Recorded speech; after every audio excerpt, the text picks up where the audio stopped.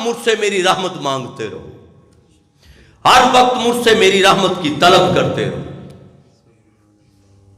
عباد الرحمن الذین یمشون علی الارض ہونا۔ اور جب چلو، دو باتیں ہو گئیں، تیسری بات چلو تو پھر کچھ میں نے بات پہلے کر دی ہے، پر میں عاجزی سے چلو، انکساری سے چلو، جھک کر چلو۔ اکڑ کس بات کی؟ اکڑ کس بات کی؟ فرمایا لا تمشی فی الارض مرحا، اکڑ کے مت چل۔ فرمایا تو جتنا بھی اکڑ کے چلے گا اور جتنا بھی پاؤں مار مار کے زمین پر چلے گا، جتنا بھی پاؤں مار مار کر زمین پر چلے گا اور جتنا اکڑ کر چلے گا، تیرا پاؤں مار مار کر زمین پہ چلنا زمین کو غرق نہیں کر سکتا، اور اکڑ کے چلنا تجھے پہاڑوں سے بلند نہیں کر سکتا۔ تو لن تبلغ الجبال بھی نہیں، تو پہاڑوں سے بلند بھی نہیں ہو سکتا اور زمین کو دھسا بھی نہیں سکتا، کچھ نہیں بگاڑ سکتا۔ اپنی بنیاد کو دیکھ، اپنی اصل کو دیکھ، اپنی اصل کو دیکھ۔ الم یکن نطفۃ من منی یمنی، فرمایا کیا تو ناپاک قطرہ نہیں ہے جو ٹپکایا گیا تھا؟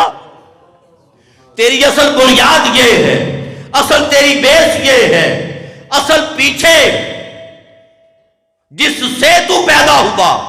اور یہ تو میرا کمال ہے کہ میں نے تجھے اتنا خوبصورت پیدا کر دیا۔ تیری بنیاد ناپاکی پر مبنی ہے، ناپاک قطرے پر مبنی ہے، کمزور قطرہ، ناپاک قطرہ۔ فرمایا الذی خلقک فسواک وعدلک، جس نے تجھے پیدا کیا، جس نے تیرا تسویہ کیا، جس نے تجھ میں اعتدال پیدا کیا، حسن پیدا کیا، خوبصورتی پیدا کی، کمال پیدا کیا۔ تبارک اللہ احسن الخالقین، وہ کتنا اللہ برکت والا ہے اور عظمت والا ہے، اور سب سے بڑھ کر اور سب سے خوبصورت اور خوبی کے ساتھ خلقت کرنے والا ہے، تخلیق کرنے والا۔ تو اس نے کہا تیری بیس یہ، تیری بیس یا مٹی ہے۔ آدم علیہ السلام کو دیکھا جائے، بس بھائی چھوڑیں، پتہ ہے سب کو رہنے دیں، اللہ پاک سب کو سلامت رکھے، بس یہ بہت زیادہ ہو گئے ہیں۔ میں اشارے بھی ایک دو مہینے کیے ہیں، آپ کو علم ہے، جو سنتے رہتے ہیں ان کو پتہ ہے میرے سٹیج پہ اجازت نہیں ہوتی۔ اللہ پاک آپ کو سلامت رکھے۔ ایک کاوش ہے، پلے کچھ بھی نہیں ہے، نہ عمل ہے نہ کچھ، کوئی شے نہیں ہے، بس ایک لالچ ہے، شاید اللہ پاک کی بارگاہ سے کوئی منظوری ہو جائے۔ تو ایک تو یہ تو میں نے اپنے شیخ سے لیا کہ انہوں نے کبھی دین کا پیسہ نہیں لیا، اور پھر علامہ اقبال نے بھی کہا تھا سوداگری نہیں یہ عبادت خدا کی ہے، اے بے خبر جزا کی تمنا بھی چھوڑ دے۔ یہ سنت اسلاف ہے اور طریقہ اسلاف ہے، اور شوخی سی ہے، مجنون نے شہر چھوڑا تو صحرا بھی چھوڑ دے، نظارے کی جو حوث ہے تو لیلا بھی چھوڑ دے، واعظ کمال ترک سے ملتی ہے یا مراد۔ اے واز کرنے والے، اے خطاب فرمانے والے، واعظ کمال ترک سے ملتی ہے یا مراد، دنیا جو چھوڑ دی ہے تو عقبہ بھی چھوڑ دے۔ نعرہ تکبیر، نعرہ رسالت۔ سوال مکرر میں اے کلیم 9 بار سوال کیا تھا نا دور پہاڑ پہ، رب آرینی رب آرینی رب آرینی، مولا مجھے اپنا آپ دکھا، اپنا آپ دکھا، اپنا آپ دکھا۔ تو شوخی سی ہے سوال مکرر میں اے کلیم، شرط رضا یہ ہے کہ تقاضا بھی چھوڑ دے، وہ چاہے تو کروا دے، چاہے تو نہ کروائے، وہ مالک ہے۔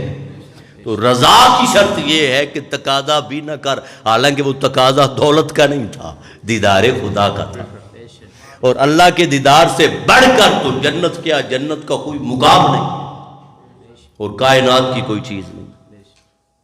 تو عاجزی اور انکساری۔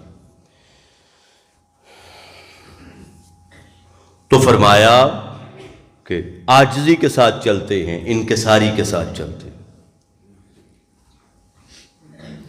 وَإِذَا خَاطَبَهُمُ الْجَاهِلُونَ قَالُوا سَلَامًا، جب جاہلون سے جوہلا سے ملتے ہیں تو سلام کہہ کے گزر جاتے ہیں، جھگڑا نہیں کرتے۔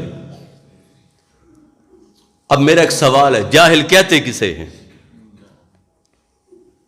ہم عام طور پہ لفظ استعمال کرتے ہیں نا جاہل،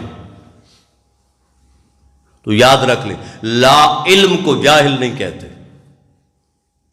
نہ جاننے والے کو جاہل نہیں کہتے۔ یہاں یہ نہیں فرمایا کہ جو لا علم ملیں تو ان کو سلام کہہ کے گزر جاؤ، کہا نہیں جاہل، خاطبہم الجاہلون قالوا سلام۔ یاد رکھ لیں سوال کے بنیادی طور پہ 4 مقاصد ہو سکتے ہیں، اور اگر اس کو مزید کم کیا جائے تو 2 مقاصد ہو سکتے ہیں۔ پہلا، سوال برائے فتنہ و جھگڑا، بحث بلا وجہ نہ کریں بحث۔ دوسرا، سوال برائے امتحان، کسی کو پتہ ہوگا مسئلے کا اور وہ آپ کو وہ چیک کرنے کے لیے، آزمانے کے لیے سوال کر رہا ہوگا۔ یہ بھی ہمارے معاشرے میں مسئلہ ہے، ہم اپنے آپ سے بڑھ کر اگر کسی ایک پہلو پہ کوئی 2 باتیں اگر پڑھنی لکھنی آ جائیں تو ہم سمجھتے ہیں ہم سے بڑا عالم ہی کوئی نہیں۔ تو اس کو پتہ ہوگا مگر وہ سوال کرے گا تو سوال برائے جواب نہیں کرے گا، سوال برائے امتحان آزمائش کرے گا۔ تیسرا ہے سوال برائے اصلاح، اور چوتھا ہے سوال برائے جواب۔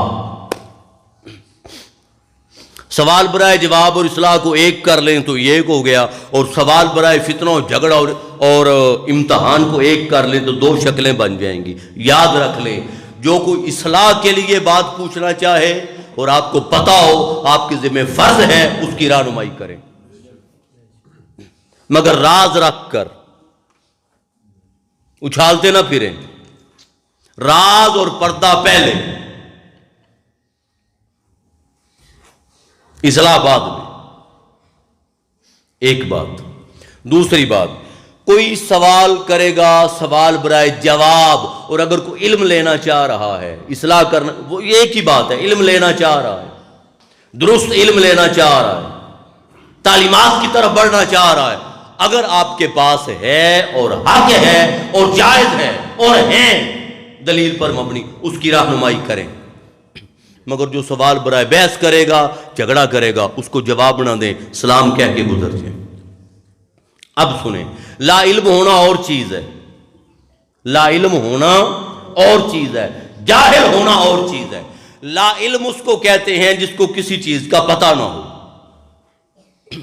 لا علم اسے کہتے ہیں جس کو کسی چیز کا پتہ نہ ہو، اور جاہل اسے کہتے ہیں جس کو پتہ ہو مگر مانے نہ۔ جاہل لا علم نہیں ہوتا، جاہل کو پتہ ہوتا ہے مگر وہ مانتا نہیں، وہ اپنی بات، وہ کہتا ہے کہاں سفید ہی ہے، وہ اپنی بات پہ اڑا رہتا ہے۔ اس کو اکھڑ پن کہتے ہیں، جس میں اکھڑ پن ہو اس کے ساتھ نہ الجھیں، ہو سکتا ہے آپ بھی ڈگمگا جائیں۔ اب میں اس کی مثال دیتا ہوں، ابو جہل کا نام سنا ہوا ہے، یہ نام تو نہیں لقب ہے اس کا، لیکن بچہ بچہ جانتا ہے ابو جہل، سنا ہوا ہے۔ اس کا اصل لقب کیا تھا؟ علامہ صاحب قبلہ بولے ابو الحکم، حکمتوں کا باپ، اور یہ بہت بڑا مکے میں دانشور تھا، اور واقعتاً دانشور تھا، اور سمجھدار تھا اور دانا تھا۔ یہ جو محاصرہ تھا نا آقا علیہ السلام کے در اقدس کا، تلواروں کا، تو یہ مشورہ اسی نے دیا تھا، اور مشورہ یہ اس نے دیا تھا کہ ہر قبیلے کے نوجوان اور سردار نوجوان مل جائیں، ہر قبیلے کے، اور سارے قبیلے مل کر ایک ہی وقت میں حملہ کریں۔ اگر قصاص کی بات ہوگی تو جب سارے قبیلے اکٹھے ہو جائیں گے تو پھر قصاص کس کس سے لیں گے؟ یہ مشورہ اس نے دیا تھا۔ اب اس کو تو نہیں پتا کہ آگے پھر تدبیر کا توڑ کرنے والا بھی کو اوپر بیٹھا ہوا ہے۔ واللہ خیر الماکرین، اللہ پاک بہتر تدبیر فرماتا ہے اور تدبیر کا توڑ کرتا ہے۔ تو اس کا نام اصل میں ابو الحکم ہے، حکمتوں کا باپ، لیکن اس کو کہتے ہیں ابو جہل۔ یہ خود کہتا تھا کہ اے محمد مصطفیٰ، میں جانتا ہوں کہ آپ حق پر مبنی ہیں، اللہ کے نبی ہیں، اللہ کے رسول ہیں، مگر میں آپ پر ایمان نہیں لاتا، یہ خود کہتا تھا۔ اور قرآن پاک میں یعرفونہ کما یعرفون ابناءہم، وہ اس طرح تائیدار کائنات کو، حضور کی عظمت کو، حضور کی نبوت کو، حضور کی رسالت کو، حضور کے مقام کو، حضور کے مرتبہ کو، حضور کے پیغام کو اور حضور کے حق ہونے کو وہ اس طرح پہچانتے تھے کما یعرفون ابناءہم، جیسے اپنے گھر میں پیدا ہونے والے بیٹوں کو پہچانتے تھے، پہچانتے تھے۔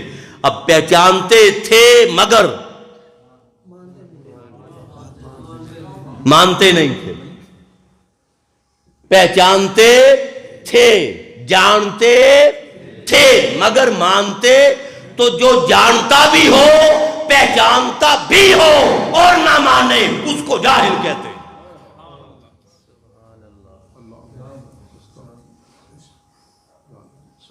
تو لہذا ایسے فرمایا اکھڑ دماغ۔ میں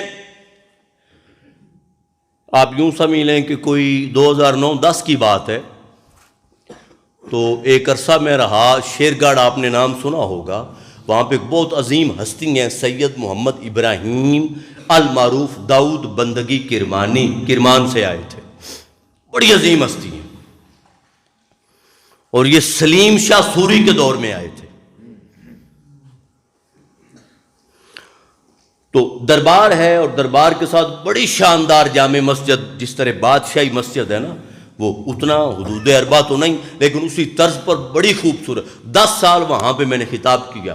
اب خطاب کیا، خطاب کے بعد جب جانا جمعۃ المبارک کے بعد نماز پڑھ کے دعا کر کے جانا، تو دربار شریف پہ حاضری دینی، دعا کرنی۔ میں گیا تو ایک بندہ سیدھا سجدے میں پڑا ہوا ہے، سیدھا۔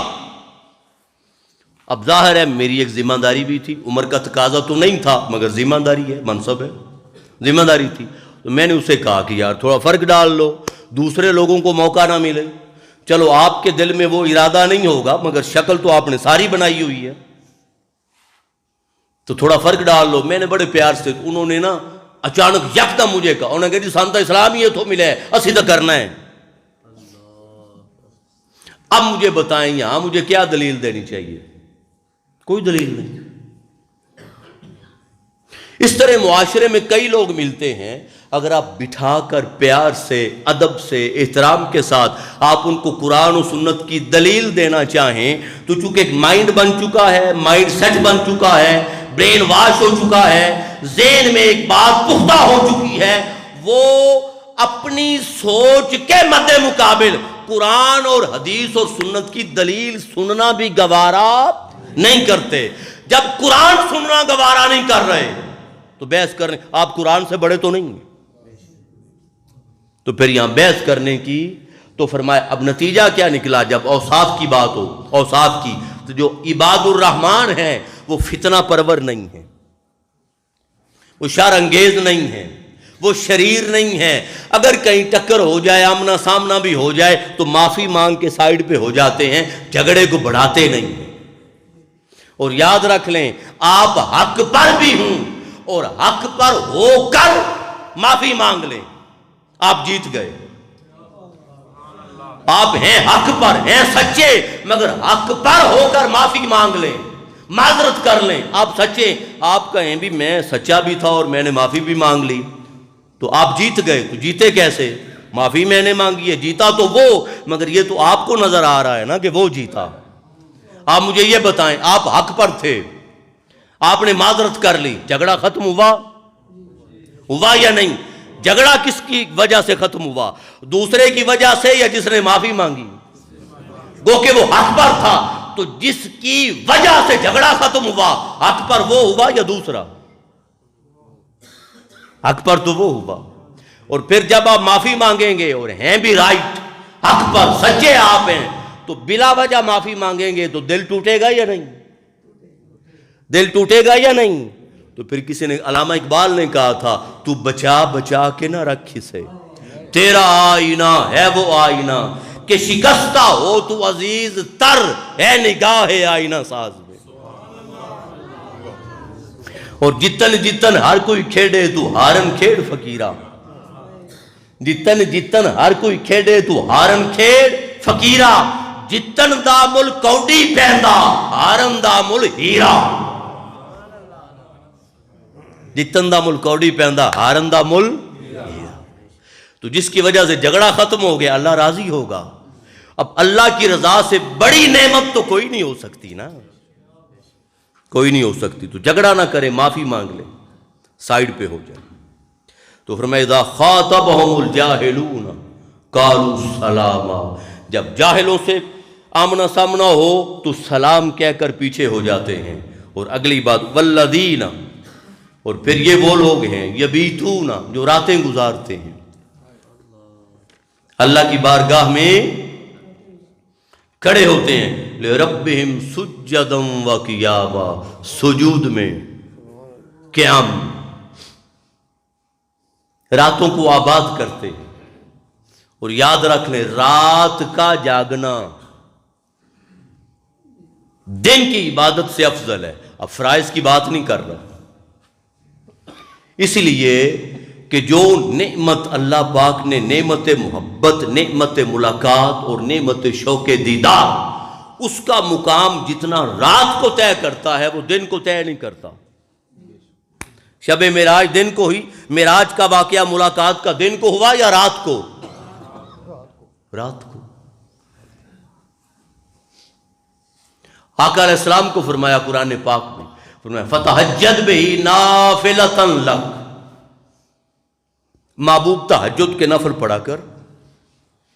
نافلۃ لک، یہ نفل ہے، یہ آپ کے نوافل. پہلے ضروری تھی تہجد کی نماز پڑھنا، بعد میں فرمایا فتہجد بہ نافلۃ لک، محبوب اب تہجد کے نفل ادا کیا کر، مگر یہ نفل ہیں، نفل پڑھا کر. کیا عسیٰ ان یبعثک ربک مقاما محمودا، کہ تہجد کے رات کے، پچھلی رات کے تہجد کے نفل پڑھنے کے صلے میں اللہ تمہیں قیامت والے دن مقام محمود دے گا. خدا آپ کو مقام، بات کو سمجھیں، خدا آپ کو مقام محمود دے گا. سوال یہ ہے کہ نفل کا صلہ، حضور نے نفل ادا کیے تو نفل کا صلہ ملا مقام محمود، اور جو حضور نے فرض ادا کیے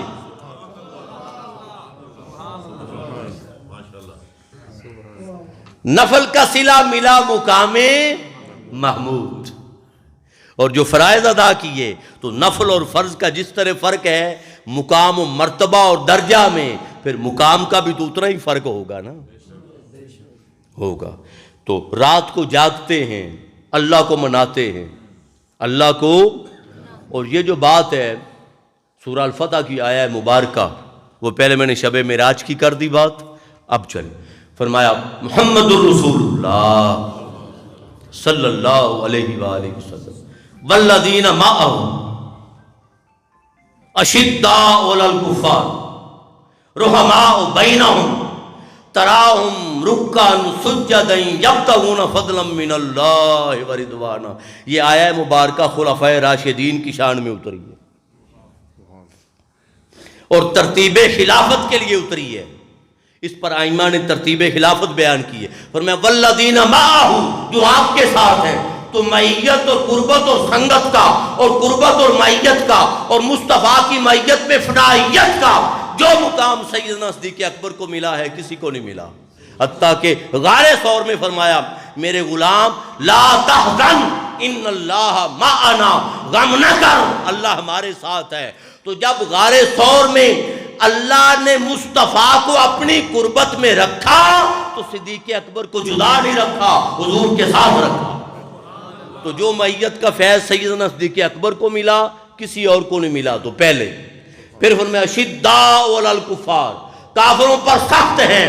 تو جو روب دبدبا، جو وحشت، جو خوف اور جو لرزہ فاروق اعظم کا نام سن کر دشمنوں کے ذہنوں میں آتا تھا اور دشمن کانپ اٹھتا تھا اپنے تہہ خانوں میں بیٹھ کر، وہ حصہ کسی اور کے حصے میں. کیسر روم، کسرا ایران اور بڑی بڑی بادشاہتیں فاروق اعظم کا نام سن کے کانپ جاتی تھی، کانپ جاتی تھی۔ اور کوئی مائی کا لال فاروق اعظم کے ڈر سے مدینے کی گلیوں میں سونے کی انگوٹھی پہن کے نہیں نکل سکتا تھا۔ یہ مینجمنٹ تھی، یہ خوف تھا، یہ دبدبا تھا آپ کا۔ تو پھر دوسرا اور آگے تیسرا، رحماء بینہم، آپس میں رحم دل ہیں۔ تو جو شفقت اور نرمی اور رحم دلی سیدنا عثمان غنی کے حصے میں آئی، کسی کے، اور یہ شفقت اور نرمی اور رحم دلی ہی تھی جس وجہ سے آپ کی شہادت ہوئی، کیونکہ مولا کائنات فرماتے رہے اور کہتے رہے بھائی عثمان، یہ جو بلوائی آئے ہیں، یہ جو باغی ہیں آئے ہیں، ان کے خلاف اعلان جہاد کریں۔ آپ نے کہا نہیں، میں حرم پاک کو خون آلود نہیں کرنا چاہتا۔ محاصرہ ہوا، کتنے دن محاصرہ رہا، پیاسے رہے، اور آپ کی نرمی کا عالم تھا کہ پھر دیوار پھلانگ کر گئے اور آپ کو شہید کیا گیا۔ حالانکہ دفاع تو قرآن کا حکم ہے اپنا۔ تو تیسرا وہ، اور پھر رحماء بینہم تراہم رکعا سجدا یبتغون فضلا من اللہ ورضوانا، آپ ان کو دیکھتے ہیں راتوں کو جاگتے، رکوع کرتے، سجود کرتے، سجدے کرتے، راتوں کو جاگتے، اللہ کو مناتے، اللہ کی بارگاہ کی طرف سفر کرتے۔ تو اخلاص میں، للہیت میں، راتوں کو جاگنے میں، ولایت میں، اللہ کی بارگاہ کی طرف سفر کرنے میں جو مقام مولا کائنات کے حصے میں آیا وہ کسی اور کے حصے میں نہیں۔ یہ ترتیب بھی ہے، مگر فرمایا یبیتون لربہم سجدا وقیاما، راتوں کو جاگتے ہیں۔ تو یہ حصہ مولا کائنات کی شان میں اترا قرآن پاک کا، یہ عظمت ان کی عظمت میں، اور ان کی رات کو جاگنا اور اخلاص اور للہیت ان کے لیے۔ فرمایا سیماہم فی وجوہہم من اثر السجود، آپ ان کے چہروں پہ سجدوں کے، راتوں کو جاگنے کے، آنسو بہانے کے، رونے کے، آپ ان کے چہروں پہ آثار دیکھتے ہیں، راتوں کے جاگنے کے آثار دیکھتے ہیں، راتوں کو۔ اور یہاں ایک آپ کو عقیدے کی بات کر دوں، ٹائم کتنا ہو گیا ہے بتا مجھے؟ ٹائم ہو گیا ہے، بس ٹھیک ہے، اس کو میں ختم کر دیتا ہوں۔ اب میں نے کہا تھا یبیتون، چلو میں ایک جملہ کہہ دیتا ہوں اس پہ اور اس آیت کو مکمل کر لیتا ہوں۔ تو یبیتون تو رات گزارنا، تو جہاں رات گزاری جائے اسے بیت کہتے ہیں، اور جو بیت میں رات گزارے اسے اہل بیت کہتے ہیں۔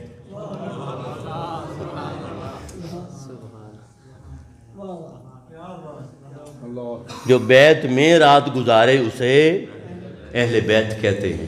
وہ جو آیہ مبارکہ ہے انما یرید اللہ لیذھب عنکم الرجس اہل البیت، تو مطلب اب وہ جو 5 تن حضور نے شامل کیے، یعنی ایک تو خود تھے نا، موجود تھے، اور دوسرا مولا کائنات، تیسری سیدہ کائنات، چوتھے اور 5ویں حسنین کریمین شہزادہ حسن مجتبیٰ اور حسین مرتضیٰ، وہ موجود تھے، ان کو حضور نے شامل کیا۔ تو اگلا سوال ہے بھئی جب بیت والے اہل بیت ہیں تو پھر امہات المومنین کہاں گئیں؟ تو جو آیت کا ٹوٹل پچھلا سیاق آ رہا ہے، سیاق و سباق جو آیت کا سارا، جہاں سے آیت یا نساء النبی شروع ہو رہی ہے، یہ شروع ساری آقا کی ازواج مطہرات کے لیے۔ تو حضور کی ازواج مطہرات بھی ہیں۔ ہوتا یہ ہے کہ جب ماہ محرم الحرام آتا ہے نا، تو ماہ یوم عاشور کی وجہ سے اور پورے خانوادے کی شہادتوں کی وجہ سے ماہ محرم الحرام یہ ذکر کے حوالے سے مرکز و محور یہ 5-4 ہستیاں ہوتی ہیں، اور خاص طور پہ حسنین شہزادہ حسین، امام علی مقام اور سیدہ کائنات، تو پھر ان کا ذکر ہوتا ہے۔ تو اگر کوئی یہ سمجھے کہ یہ چاروں ہیں اور ازواج مطہرات نہیں ہیں، تو ذہن میں سمجھ لے ماں کو گھر سے نکال کر اولاد گھر والی نہیں بنتی، ماں پہلے گھر والی ہوتی ہے۔ بھی ماں پہلے گھر آتی ہے تو اولاد آتی ہے نا، تو ماں پہلے گھر والی ہوتی ہے، اولاد بعد میں بنتی ہے۔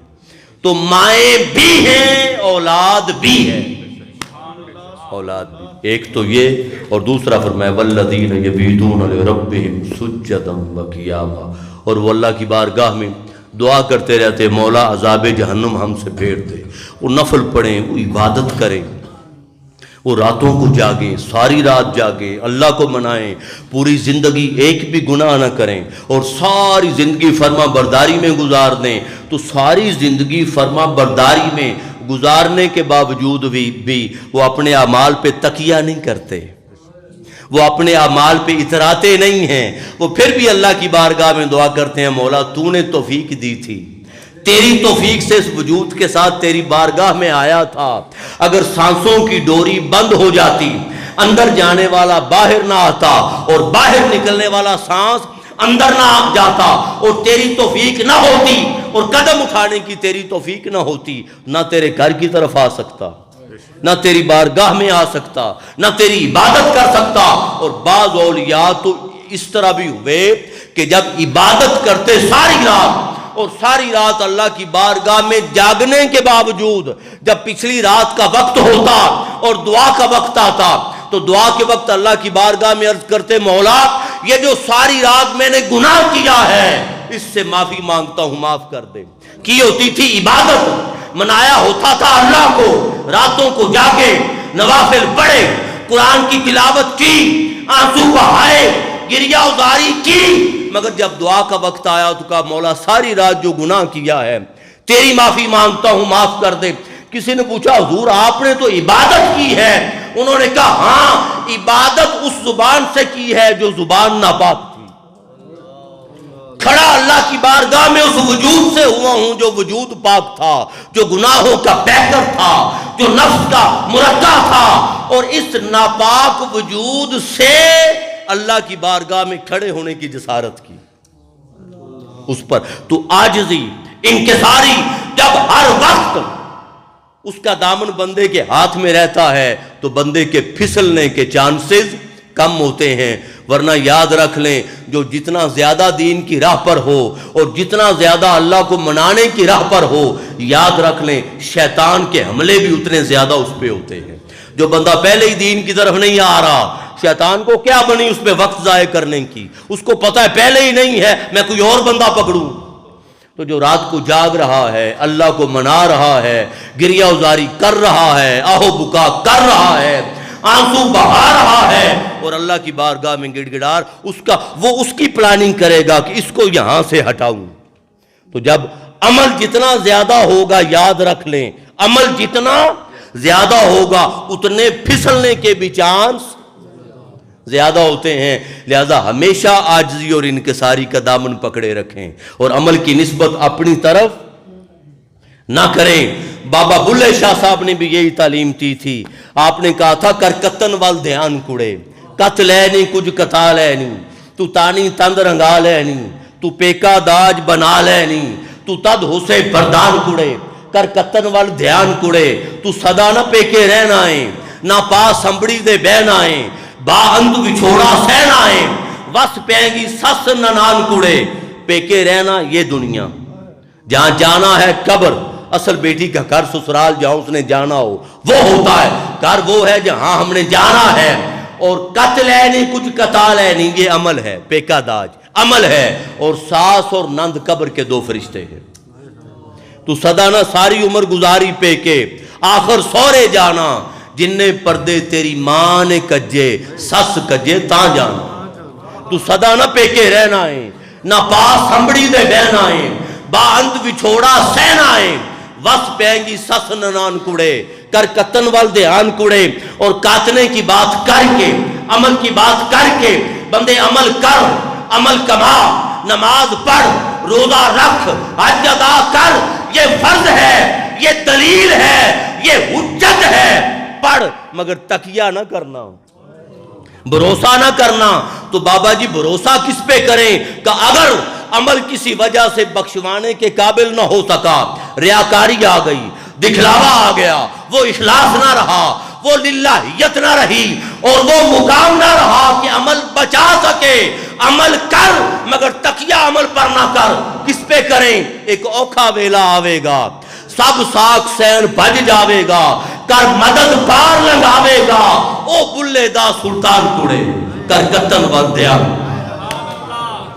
جہاں عمل رہ گیا وہاں سلطان آئے گا بلے نو سمجھاون آئیاں پہنا تے پرجائیاں آنکھیں لگ جا ساڑے بلیا کیوں لگنا ہے مگر آرائیاں سید توں سردار بھی توں کیوں جد نو لیکاں لائیاں بابا جی نے کہا جیڑا میں نو سید آکھے دوزخ ملن سزائیاں جیڑا میں نو آرائیاں آکھے جنت پیگا پائی والسلام علیکم ورحمۃ اللہ